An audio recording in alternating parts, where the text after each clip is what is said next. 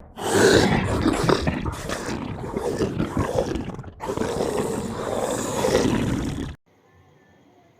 दोस्तों, कैसे हैं आप सभी। आई होप कि आप लोग अच्छे होंगे। एक बार फिर से स्वागत है आपके अपने यूट्यूब चैनल साइंस बाला पे। जो स्टूडेंट्स हमारे चैनल पर न्यू हैं हमारे चैनल को सब्सक्राइब कर लीजिएगा और बेल आइकन को ऑल प्रेस करना नहीं भूलिएगा। आज हम आप लोगों के लिए BSc nursing entrance exam AIIMS BCC RUHS and all state के लिए नीट सीयूटी और पैरामेडिकल फार्मेसी एनएम जीएनएम के लिए टाइगर सीरीज लेकर आए हैं। कौन सीरीज है दोस्तों? तो टाइगर सीरीज लेकर आए हैं। यह टाइगर सीरीज फर्स्ट है। यह बायोलॉजी का क्वेश्चन है दोस्तों, बायोलॉजी का क्वेश्चन है। और चैप्टर कौन सा है दोस्तों? तो सेल चैप्टर है। ठीक है, तो ये बहुत अच्छा प्रश्न है। और ये कहीं ना कहीं ये जो क्वेश्चन आप लोगों को मिलेगा ये कहीं ना कहीं आप लोग को पूछा ही गया क्वेश्चन मिलेगा। ठीक है, या सीबीएसई बोर्ड का हो या फिर क्या हो, एम्स का हो या फिर क्या हो, नीट का क्वेश्चन हो, आपको पूछा ही गया होगा क्वेश्चन मिलेगा। ठीक है, चलिए आज के इस सेशन को स्टार्ट करते हैं। तो चलिए देखते हैं पहला हमारा क्वेश्चन क्या है। तो पहला हमारा क्वेश्चन है, देखते हैं यहाँ। तो दोस्तों पहला हमारा यहाँ क्वेश्चन है, टॉपिक वाइज आप लोगों को क्वेश्चन कराएंगे। जैसे कोशिका प्रस्ताव है और कोशिका सिद्धांत है तो इस पे हुआ, और टॉपिक है जैसे कोशिका भित्ति तो उस पर कराएंगे। इस तरह से आपको टॉपिक वाइज क्लियर कराया जाएगा। ठीक है, तो देखिएगा क्वेश्चन हमारा क्या है पहला। तो पहला हमारा क्वेश्चन देखिएगा दोस्तों क्या है। तो पहला हमारा क्वेश्चन है, कोशिका सिद्धांत किसने प्रस्तावित किया? अब ये देखिए, एमपी पीएमटी 1995, 96, 98, 2001 और 5, सीपीएमटी 1998 और एएमयू मेडिकल 2021 में और एक में, और बीएचयू 2002 में, और केरला पीएमटी 2002 और 2003 और एच पीएमटी और 2005, एम्स 2011 में पूछा गया और पेट फार्मेसी 2013 में पूछा गया है। तो देखिए कितना महत्वपूर्ण प्रश्न है। तो क्वेश्चन क्या था, कोशिका सिद्धांत किसने प्रस्तावित किया? ऑप्शन नंबर ए है स्लाइडेन यानी बॉर्निस्ट एवं सोवान जूलॉजिस्ट, और बी है ऑप्शन नंबर वाटसन एवं क्रिक, ऑप्शन नंबर सी है मेंडल एवं मॉर्गन, ऑप्शन नंबर डी है रॉबर्ट हुक। इसका जो करेक्ट आंसर हो जाएगा वह हो जाएगा, क्या हो जाएगा दोस्तों? ए, स्लाइडेन एवं सोवान ने किए थे। ठीक है, चलिए अगला क्वेश्चन की ओर हम लोग मूव करते हैं। अगला हमारा क्वेश्चन है, निम्नलिखित में से कौन सा कोशिका सिद्धांत अपवाद है? देखिए ये पूछा गया है ओडिशा जेई 2021 में 11 में पूछा गया। बहुत प्रश्न पूछा गया है जो कि आप लोग को कहीं ना कहीं प्रीवियस ईयर क्वेश्चन ही इसमें देखने को मिलेगा। ठीक है, तो देखिएगा इसका कोशिका सिद्धांत का अपवाद है, ए जीवाणु, बी कवक, सी लाइकेन, डी वायरस। तो इसका करेक्ट आंसर हो जाएगा, इसका करेक्ट आंसर क्या हो जाएगा दोस्तों? डी हो जाएगा, वायरस हो जाएगा। ठीक है, चलिए अगला क्वेश्चन है, किसकी उपस्थिति यूकैरियोटिक कोशिका को प्रोकैरियोटिक कोशिका से विभिन्न करती है? ए कोशिका भित्ति, बी केंद्रक झिल्ली और सी राइबोसोम, डी इनमें से कोई नहीं। तो इसका जो करेक्ट आंसर हो जाएगा वह हो जाएगा बी, क्या हो जाएगा? केंद्रक झिल्ली हो जाएगा। ठीक है, चलिए अगला क्वेश्चन की ओर हम लोग मूव करते हैं।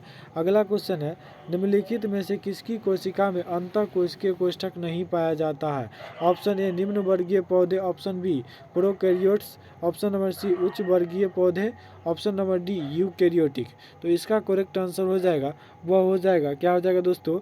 बी हो जाएगा, प्रोकैरियोट्स। ठीक है, चलिए अगला है हमारा क्वेश्चन, कितने प्रकार की कोशिकाएं ज्ञात है? तो कितने प्रकार की कोशिका के? Option number A 1, option number B 2, option number C 3, option number D 4। तो इसका करेक्ट आंसर हो जाएगा, वह हो जाएगा, क्या हो जाएगा दोस्तों? ऑप्शन नंबर 3, क्या हो जाएगा? 3 हो जाएगा इसका। ठीक है, उसके बाद देखिएगा, पादप जगत का प्रोकैरियोटिक एवं यूकैरियोटिक में विभाजन किन लक्षणों पर आधारित है? किन लक्षणों पर आधारित है? इसका ऑप्शन नंबर देखिएगा, केवल केंद्रक पर, केवल गुणसूत्र पर, और केवल कोशिकांग पर, और डी है उपयुक्त में से सभी। तो इसका करेक्ट आंसर हो जाएगा, वह हो जाएगा, क्या हो जाएगा दोस्तों? ऑप्शन नंबर डी, कहने का मतलब केवल गुणसूत्र और केवल केंद्रक और केवल कोशिकांग। चलिए अगला क्वेश्चन है हमारा, टी सोवान एवं एम्स सिलीडन थे, एक डच वैज्ञानिक, एक इंग्लिश वैज्ञानिक, एक क्या थे? ऑस्ट्रियन वैज्ञानिक, और ऑप्शन नंबर डी जर्मन वैज्ञानिक।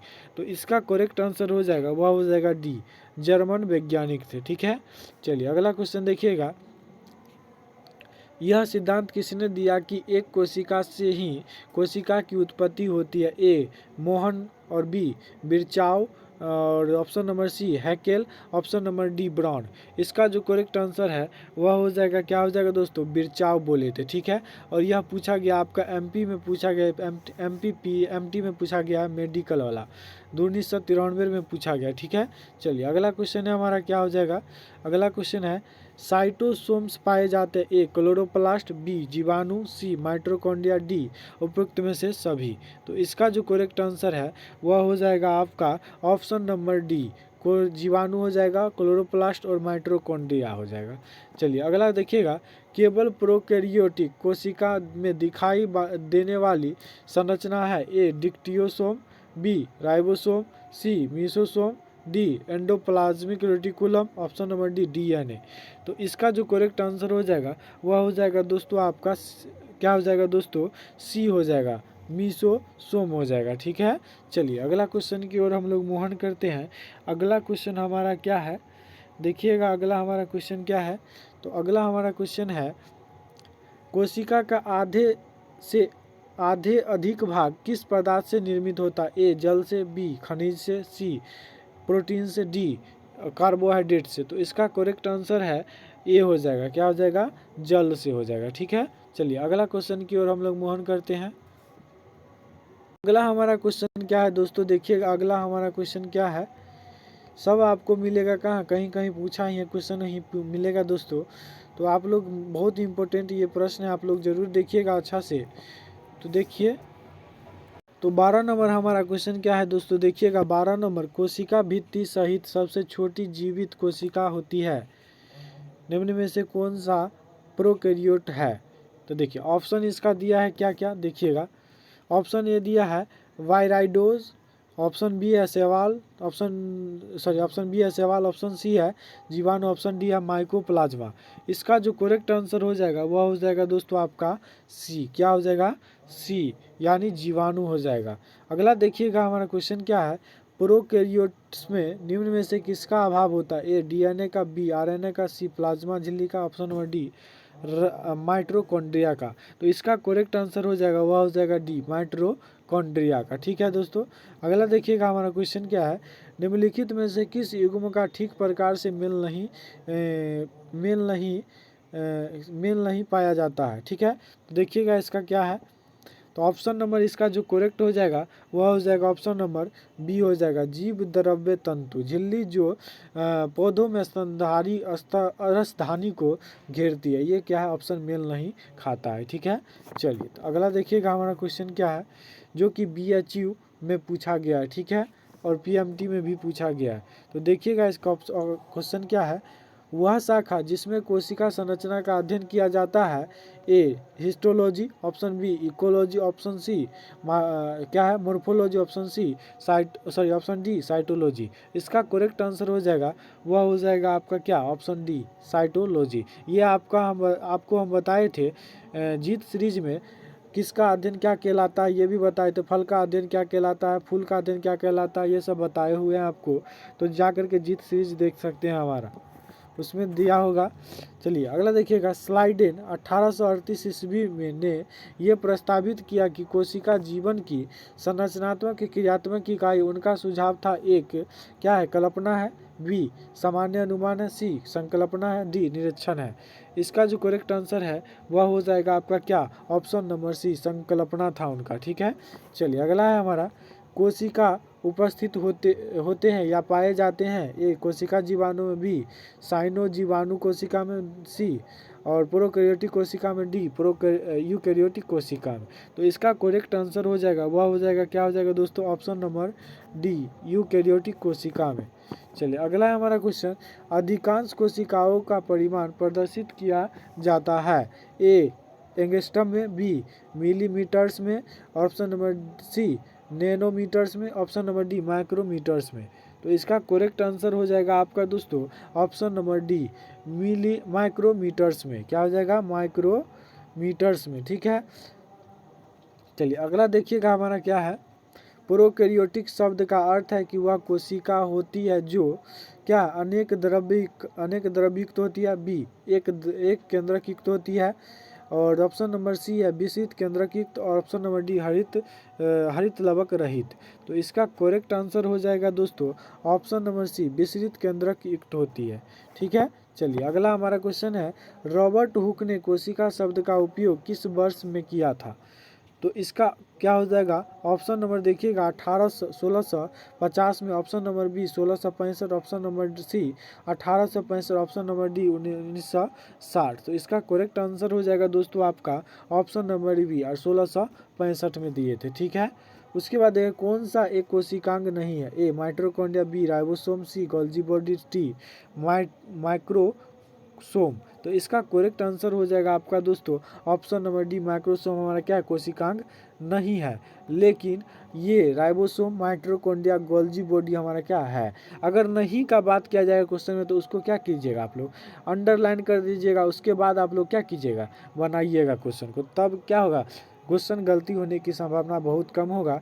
और ये जो आपको क्वेश्चन बताए हैं ये वाला प्रोकैरियोटिक शब्द का अर्थ ये जेपमेयर में आपको पूछा गया 1995 में। ठीक है, चलिए अगला क्वेश्चन देखिएगा हमारा क्या है अगला क्वेश्चन है आपका दोस्तों देखिएगा अगला क्वेश्चन है आपका निम्नलिखित में से कौन सबसे बड़ा एक कोशिकीय जीव है। A planaria, B volvox, option number C नीलहरित शैवाल, option number D yeast, option number E acetabularia. तो इसका करेक्ट आंसर हो जाएगा आपका दोस्तों इसका करेक्ट आंसर हो जाएगा ई, क्या हो जाएगा एसिटाबुलेरिया।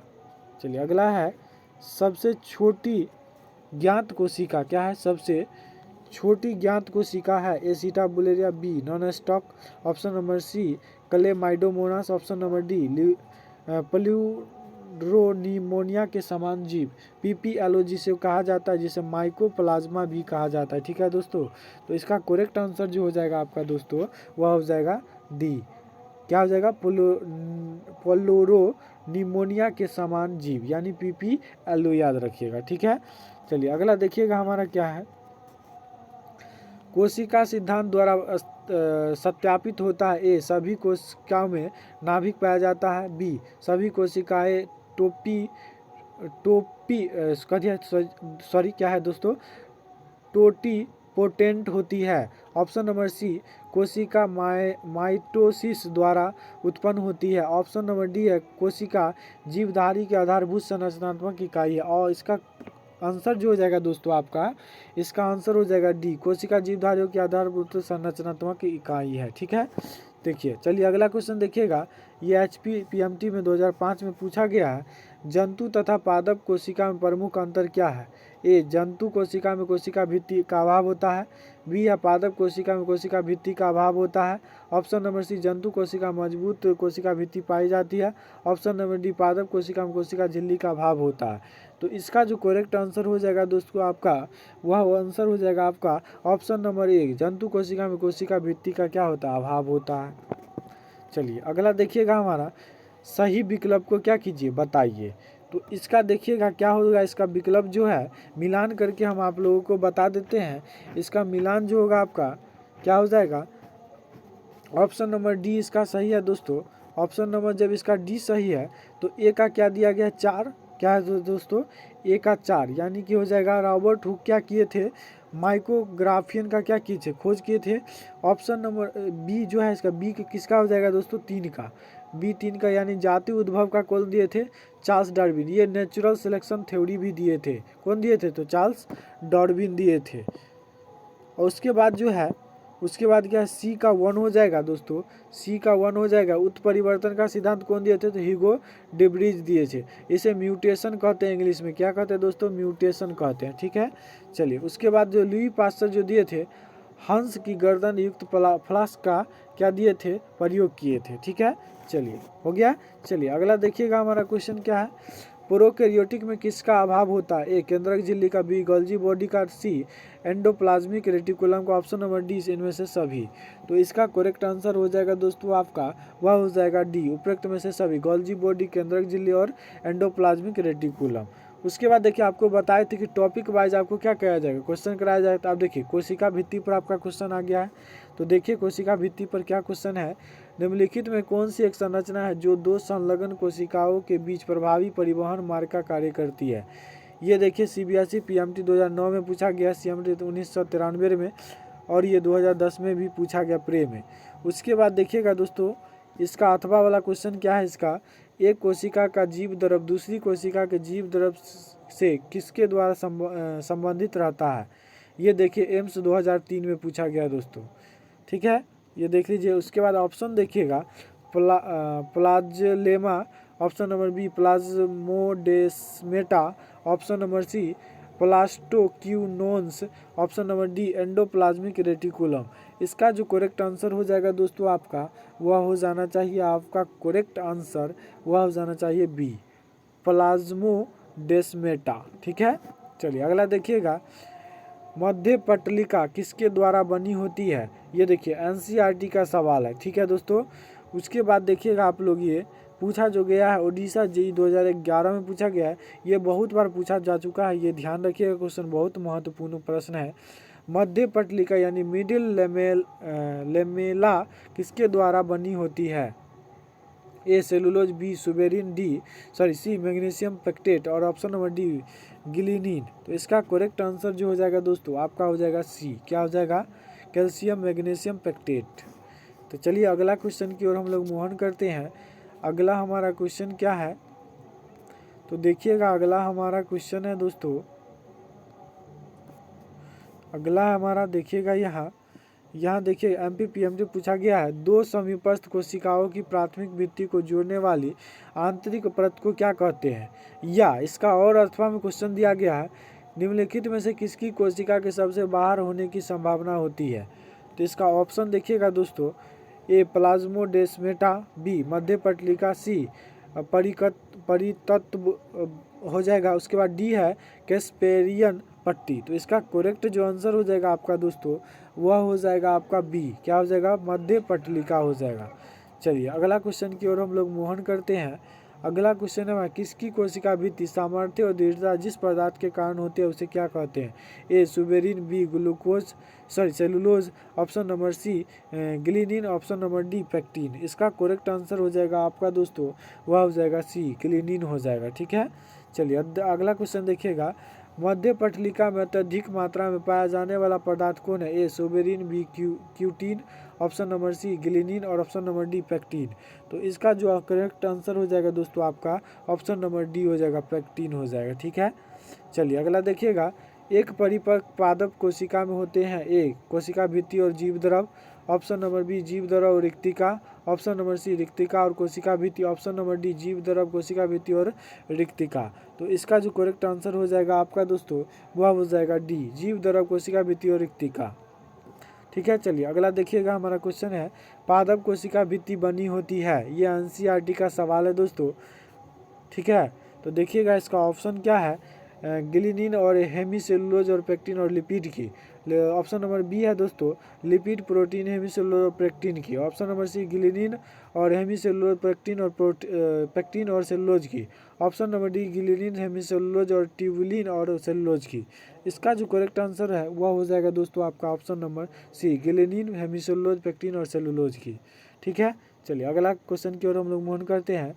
बीटा ग्लाइकोसाइडिक बंध युक्त पॉलीसेकेराइड है। ए स्टार्च, बी ग्लाइकोजन, और option number C sucrose, option number D glucose. इसका जो करेक्ट आंसर हो जाएगा दोस्तों आपका option number D is right, cellulose हो जाएगा। क्या हो जाएगा इसका आंसर दोस्तों, सेलुलोज हो जाएगा, ठीक है। चलिए अगला देखिएगा, कोशिका भित्ति किसमें अनुपस्थित होता है। ए युग्मक में, बी अमीबा में, सी माइकोप्लाज्मा में, डी उपयुक्त में से सभी। तो इसका करेक्ट आंसर हो जाएगा दोस्तों आपका डी हो जाएगा, अमीबा, युग्मक और माइकोप्लाज्मा, ये सभी में क्या होते हैं, कोशिका भित्ति क्या होते हैं, अब्सेंट होते हैं, ठीक है। चलिए अगला देखिएगा, हमारा क्वेश्चन क्या है, अगला है, पादप कोशिका भित्ति सेलुलोज की बनी होती है, जो होता है किसमें, एक तरल होता है, एक प्रोटीन होता है, एक पॉलीसेकेराइड और एक क्या होता है, एमिनो एसिड होते हैं। तो इसका करेक्ट आंसर हो जाएगा दोस्तों आपका ऑप्शन नंबर सी, एक पॉलीसेकेराइड होते हैं। जीव द्रव एक कोशिका है। ए केंद्रक रहित, बी विभाजित होती हुई, ऑप्शन नंबर सी कोशिका भित्ति रहित, ऑप्शन नंबर डी प्रद्रव्य झिल्ली रहित। तो इसका जो करेक्ट आंसर हो जाता है आपका दोस्तों कोशिका भित्ति रहित। कोशिका भित्ति का संरचनात्मक घटक है? A matrix, B microtubule, option number C microfibrils, option number D arabinogalactans. इसका करेक्ट आंसर जो है आपका दोस्तों वह हो जाएगा आपका ऑप्शन नंबर डी। क्या हो जाएगा? अरेविनोगैलेक्टेंस। ठीक है, चलिए अगला देखिएगा। अगला हमारा क्वेश्चन है, रक्षक कोशिका की कोशिका भित्ति सेलुलोज और माइक्रोफाइब्रिल्स का विन्यास होता है? ए अरिये का, बी अनुप्रस्थ का, सी स्पर रेखीय का, ऑप्शन नंबर डी तिरछा का। तो इसका जो करेक्ट आंसर हो जाएगा और ऑप्शन नंबर हो जाएगा आपका नंबर ए। क्या हो जाएगा? क्या हो जाएगा दोस्तों? ए हो जाएगा आपका। क्या हो जाएगा? ए हो जाएगा और ये हो जाएगा। ठीक है, उसके बाद देखिएगा ऑप्शन, उसके बाद देखिएगा दोस्तों क्या है, उसके बाद देखिएगा अगला हमारा क्वेश्चन क्या है। अगला है मिडिल। क्या है दोस्तों? मिडिल क्या है दोस्तों? मिडिल लेमिला में सर्वाधिक मात्रा में पाया जाने वाला रासायनिक पदार्थ निम्नलिखित किसके फ्रेगमोप्लास्ट में मुक्त होते हैं?